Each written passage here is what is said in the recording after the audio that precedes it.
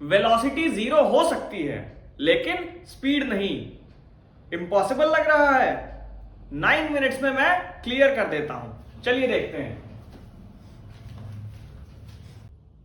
एक quick question है, अगर कोई ग्राउंड का फुल राउंड लगाए तो उसकी वेलोसिटी कितनी होगी एंड में? अभी मत बोलो, एंड में चेक करेंगे आंसर। पहले हम ये देख लेते हैं कि स्पीड क्या होती है। स्पीड मतलब डिस्टेंस अपॉन टाइम। एक डेफिनेट टाइम इंटरवल में कितना डिस्टेंस ऑब्जेक्ट मूव किया उसी को हम कहते हैं स्पीड। तो स्पीड सिर्फ बताती है कितनी फास्ट मूव कर रहे हो। डायरेक्शन इंपॉर्टेंट नहीं है स्पीड में, क्योंकि स्पीड स्केलर क्वांटिटी है और इसकी यूनिट्स होती हैं मीटर पर second and kilometre per hour. ये स्टैंडर्ड यूनिट्स हैं। एग्जाम्पल के लिए हम देखते हैं कि 100 किलोमीटर जो है वो 2 आवर्स में अगर कोई गाड़ी गई है तो उसकी स्पीड क्या आ जाती है? 50 किलोमीटर पर आवर। क्योंकि अगर 2 आवर्स में 100 किलोमीटर गया होगा तो इसका मतलब 1 आवर में कितना किलोमीटर गया होगा? 50 किलोमीटर। तो यही इसकी स्पीड हो जाती है। चलिए इसके बाद आगे बढ़ते हैं। चलिए अब ये देख लेते हैं कि वेलोसिटी क्या होती है। वेलोसिटी का मतलब एक डेफिनेट टाइम इंटरवल में कितना डिस्प्लेसमेंट हुआ है। और यहां पे ट्विस्ट क्या है कि वेलोसिटी जो है वो डायरेक्शन मांगती है। एग्जाम्पल अगर हम देखें तो 10 मीटर ईस्ट इन 2 सेकेंड्स। इसका मतलब वेलोसिटी कितनी आएगी?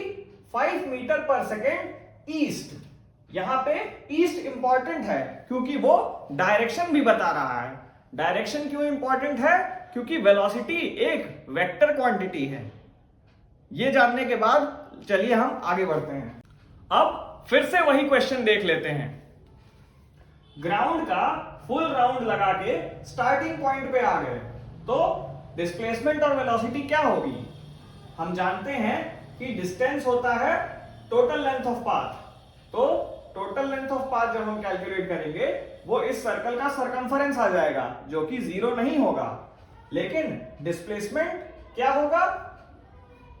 Shortest distance between initial and final position. जब इनिशियल और फाइनल पोजीशन सेम है तो इसका मतलब डिस्प्लेसमेंट 0 हो गया। और स्पीड जब हम देखेंगे, स्पीड भी 0 नहीं होगी, क्योंकि डिस्टेंस सरकमफरेंस के बराबर ट्रैवल हुआ है और एक डेफिनेट टाइम में ट्रैवल हुआ होगा, जिसकी वजह से स्पीड की वैल्यू आएगी, 0 नहीं होगी। जबकि वहीं पर वेलोसिटी जो है, क्योंकि डिस्प्लेसमेंट जो है वो 0 है, तो हमें पता है वेलोसिटी होती है डिस्प्लेसमेंट डिवाइडेड बाय टाइम। जब डिस्प्लेसमेंट यानी न्यूमरेटर ही 0 हो गया तो डिनोमिनेटर की कोई भी फाइनाइट वैल्यू होगी तो भी वेलोसिटी जो है वो 0 ही आ जाएगी। आई होप अब आपको हुक जो क्वेश्चन था वो समझ में आ गया होगा। इसी के साथ हम आगे बढ़ते हैं। अब हम पढ़ेंगे एवरेज स्पीड।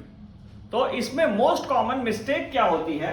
बच्चे क्या करते हैं, एवरेज स्पीड निकालने के लिए इनिशियल स्पीड और फाइनल स्पीड का एवरेज ले लेते हैं। एवरेज स्पीड का मतलब ये नहीं होता कि स्पीड है और उसका एवरेज ले लें, बल्कि इसका मतलब होता है कि टोटल डिस्टेंस को डिवाइड करेंगे टोटल टाइम से। इसको हम समझ लेंगे एक एग्जाम्पल से आगे।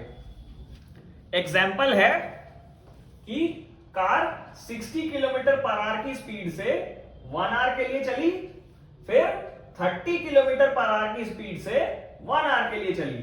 तो एवरेज स्पीड निकालने के लिए सबसे पहले हम निकालेंगे टोटल डिस्टेंस। तो टोटल डिस्टेंस कैसे आएगा? 1 घंटे में 60 किलोमीटर पर आवर की स्पीड से चला था तो टोटल डिस्टेंस कितना हुआ होगा 1 आवर में? 60 किलोमीटर। और फिर 30 किलोमीटर पर आवर की स्पीड से 1 आवर के लिए चला था तो कितना डिस्टेंस कवर किया होगा? 30 किलोमीटर। तो टोटल डिस्टेंस 2 आवर्स में कितना कवर किया होगा? 90 किलोमीटर। ये हमारा टोटल डिस्टेंस ट्रेवल्ड आ गया। अब टोटल टाइम कितना आ गया? 2 आवर। कैसे? पहले 1 आवर चला, फिर 1 आवर चला, मतलब टोटल 2 आवर। अब हमें टोटल डिस्टेंस मिल गया और टोटल टाइम भी मिल गया। तो एवरेज स्पीड हमें पता है क्या होती है, total distance divided by total time. वो कितनी आ गई, 90 किलोमीटर डिवाइडेड बाय 2 आवर। तो हमारी एवरेज स्पीड आ गई 45 किलोमीटर पर आवर। कितने लोगों ने स्पीड दोनों जो थी उसका एवरेज निकाला था? आई होप अब आप समझ गए होंगे, कमेंट में लिखिएगा। चलिए अब अपनी अंडरस्टैंडिंग को हम एक न्यूमेरिकल से टेस्ट करते हैं। A boy runs 200 metre east, 200 metre east चला गया, देन 300 मीटर वेस्ट, फिर 300 मीटर वेस्ट चला गया। ठीक है, टाइम कितना लिया, 100 सेकेंड। ओके, अब डिस्टेंस कितना आया, 500 मीटर, क्योंकि टोटल लेंथ ऑफ पाथ देखते हैं। पहले 200 मीटर, फिर 300 मीटर। डिस्टेंस हो गया 200 plus 300 is equal to 500 metre.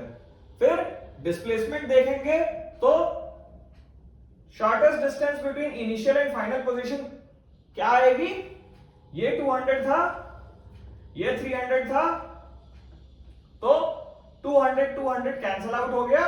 इस साइड में 100 और गया होगा, तो ये डायरेक्शन कौन सी है, ये डायरेक्शन है वेस्ट। तो हम डिस्प्लेसमेंट क्या लिखेंगे, 100 मीटर इन वेस्ट डायरेक्शन। तो स्पीड क्या आएगी, distance upon time, distance 500, time interval 100 second, तो स्पीड आ गई 5 मीटर पर सेकेंड। वहीं जब वेलोसिटी देखेंगे तो पहले हम देखेंगे कि डिस्प्लेसमेंट कितना है। डिस्प्लेसमेंट हमारा है 100 मीटर वेस्ट, तो न्यूमरेटर में आ जाएगा 100, टाइम कितना था 100 सेकेंड, डिवाइड कर देंगे 100 सेकेंड से, तो वेलोसिटी आ जाएगी 1 मीटर पर सेकेंड। बट डायरेक्शन भी इंपॉर्टेंट है वेलोसिटी में, जो कि है वेस्ट, जो डिस्प्लेसमेंट की ही डायरेक्शन थी। इतना आपको क्लियर है, ये आपने एग्जाम में कर दिया, तो यहां पे आपके 4 नंबर पक्के हो गए। कितने, 4 मार्क्स कंफर्म्ड। आई होप आप सब ये समझ गए होंगे। इसी के साथ हम आगे बढ़ेंगे।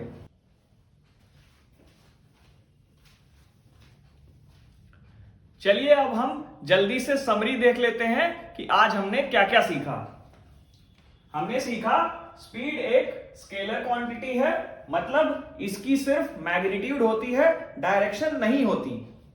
और वेलोसिटी एक वेक्टर क्वांटिटी है, मतलब इसका मैग्नीट्यूड भी होता है और डायरेक्शन भी। साथ ही साथ speed 0 only if no movement. Speed 0 तभी हो सकती है जब कोई मूवमेंट ही नहीं हुआ ऑब्जेक्ट में, जबकि वेलोसिटी 0 हो सकती है जब डिस्प्लेसमेंट ही 0 हो गया हो। उसके अलावा एवरेज स्पीड जो है वो सिंपल एवरेज नहीं होती, वो होती है total distance travelled divided by total time. इसके साथ आगे बढ़ेंगे। तो ये था मोशन का दूसरा पार्ट, जिसमें हमने पढ़ा speed and velocity. Next part में हम ये पढ़ेंगे कि हम ग्राफ से स्पीड कैसे निकालते हैं। फिजिक्स रटना नहीं है, समझना है। आई होप आप सबको ये वीडियो अच्छी लगी होगी। अगर आपको ये वीडियो अच्छी लगी तो इसको लाइक करिए, शेयर करिए और चैनल को सब्सक्राइब कर लीजिए, क्योंकि हम ऐसी वीडियोस और एक्सप्लेनेशन लाते रहेंगे। Thank you.